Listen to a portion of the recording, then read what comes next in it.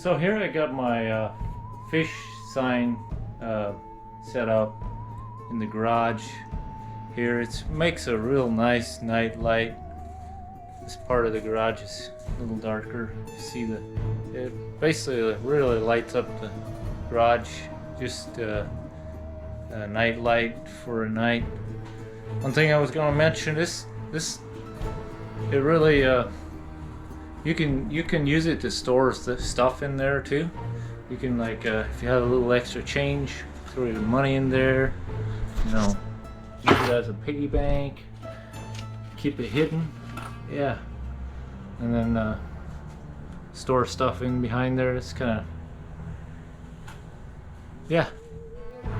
Another thing you can do for this thing is set it on the ground and do a little casting. You can cast at night, you know, when it's dark. You don't want your neighbors to see you.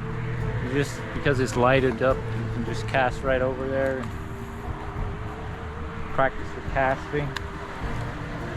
Oh, almost had him. So here's the lighted fish sign. I just got this cord at a flea market for $1, I think. Gave for this cord. It was just one of them cords that you have a plug in on one end. Then I just unplug it and plug it back in. Also, I got this fish cutout. It was just a board with a cutout at Salvation Army for $2. It was on discount, so I took it and painted it. I made this box out of 1x4s, 1x4 box, put behind it. Then I painted the inside white. That way it'll light up a lot more. So this is the inside of it. I just painted it white. And this is a light that I got. I'm do electrical work. And this is a light that somebody gave me. They were gonna throw it out, and it has like a little transformer, 12-volt light. And I just wired it into here. Just in some staples and hot glue. Down here's the transformer.